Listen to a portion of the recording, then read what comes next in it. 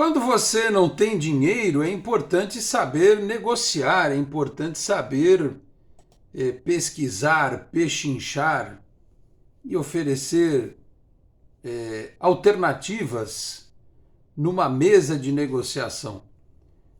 Historicamente, muitos jogadores que vieram do São Paulo deram certo no Santos. E agora parece que estão tentando novamente emplacar uma transação, uma troca. Vai o goleiro John, vem o volante Luan. Vou falar sobre isso a partir de agora. Fala pessoal, tudo certo? De volta para mais um vídeo aqui do nosso Canal 10, nesta fase de especulações, negócios possíveis, debates em torno de reforços antes da pré-temporada começar.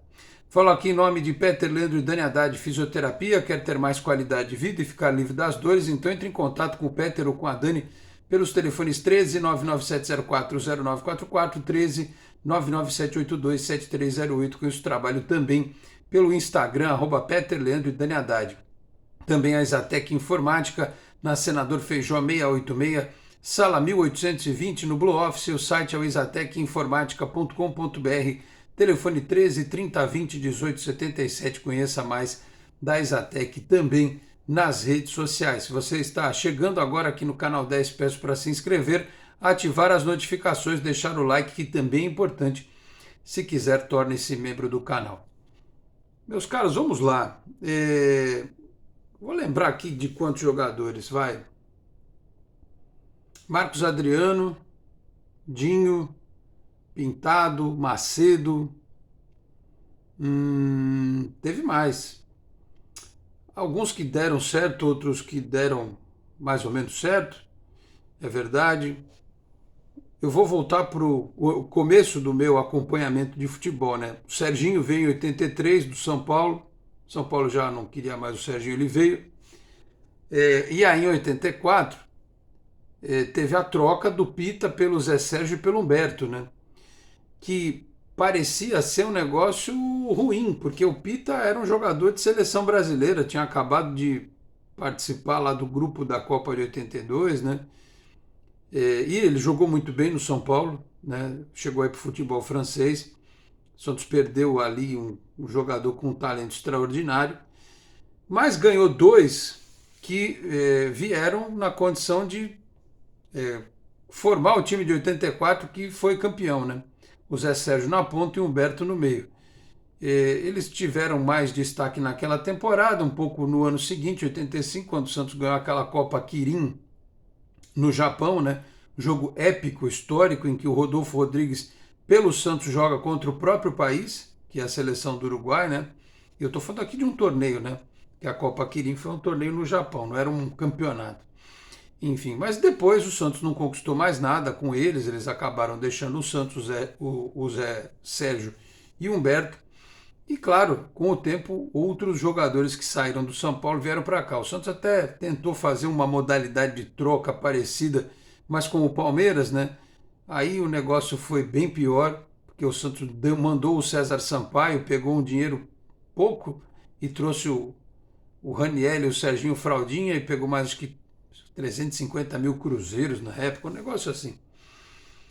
Também o Santos já fez troca ruim. E depois houve as outras, né, do passado mais recente. Acho que o torcedor lembra bastante do Rodrigo Souto, indo para o São Paulo, o Arouca vindo aqui para o Santos, o Arouca virando super titular. Antes disso, o Santos comprou o Dodô do São Paulo, né? Foi a maior transação da história do clube, acho que uma das maiores do futebol brasileiro. Na época pagaram 5 milhões de dólares para o Dodô sair do São Paulo para vir para o Santos.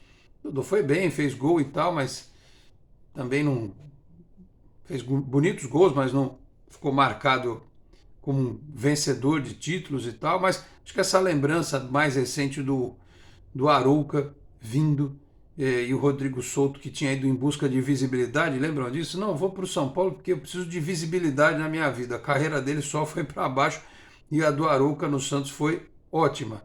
Enquanto ele quis ficar por aqui, depois que ele também entrou no modo a Rodrigo Souto, a carreira dele foi por água abaixo. Então, assim, historicamente, o Santos consegue trazer do São Paulo jogadores que vêm para cá e dão certo, né? Se reabilitam, digamos assim, ou rendem mais do que renderam por lá. O papo da vez, que foi trazido pelo meu amigo Bruno Lima, de A Tribuna, é que o São Paulo, que já queria antes o John, o São Paulo tem lá uma maldição do Rogério Ceni, né? Depois que ele saiu, eles contratam um goleiro a cada 3 meses e ninguém placa. Até o Jandrei eles levaram, mas apesar dos elogios, né? Teve gente que tava emocionada com o Jandrei. Nossa, Jandrei, meu Deus do céu, vai para a Copa do Mundo, vai jogar no Manchester City, o Jandrei, né? Ele fez lá uns bons jogos e tal, mas nada de outro mundo, né? Tanto é que o São Paulo está atrás do John novamente. O Santos bateu o pé no princípio de 8 milhões de reais. Não é muita grana, não é muita grana, mas o John já tem 26 anos, né? Se ele fosse um goleiro para ser monitorado pela Europa, se fosse monitorado pela Europa, ele já teria ido. Já teria ido, na bem da verdade. Eu acho que ele ficando no Santos, teria que o João Paulo sair. Como me parece que isso não vai acontecer, e ele é um goleiro bom, ele precisa jogar, é natural que uma proposta de um time brasileiro possa encantá-lo. E é o São Paulo que está tentando já desde um tempo atrás. O Santos abre mão do dinheiro se houver uma compensação em termos de atletas, e o nome que já fez parte dos planos é o do Luan, o volante, né? Vai embora o Luan, que era do Corinthians, que não deu certo, né? E poderá vir o Luan, o volante. Vi durante o dia opiniões divididas em relação ao Luan, de gente dizendo é melhor do que o Rodrigo Fernandes, é muito melhor que o Alisson, que pode voltar, seria titular absoluto do time. Outros chamando atenção para o fato de ser um jogador com problemas de ordem clínica, de ordem física, mas é aquela coisa, com responsabilidade o jogador chega aqui, é avaliado, tem problema crônico, não pode fechar, tem problema físico, precisa analisar, é um jogador relativamente jovem, né? Não é tão veterano assim, né?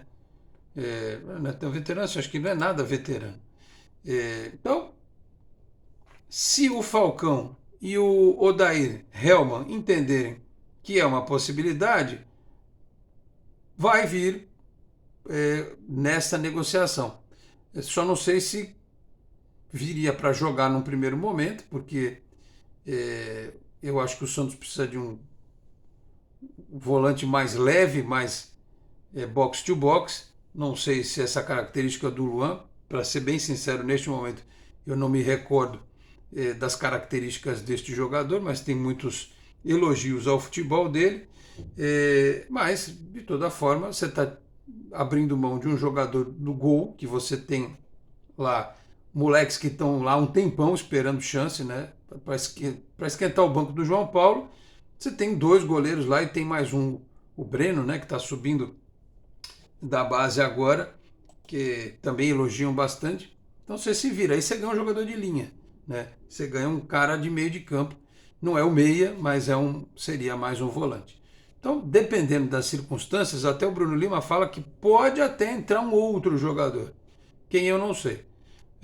Mas se for avaliado de forma positiva pelo técnico e pelo gestor do esporte, o gestor do futebol, com o CG dando aval, e o presidente também, não vejo problemas.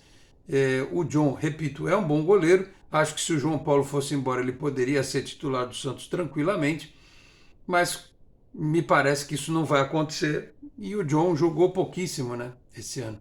E ele quer jogar. Ele sabe que ele tem um potencial, ele tem 26 anos já, como eu disse. Ele e o empresário sabem que para ir para fora é difícil de acontecer agora.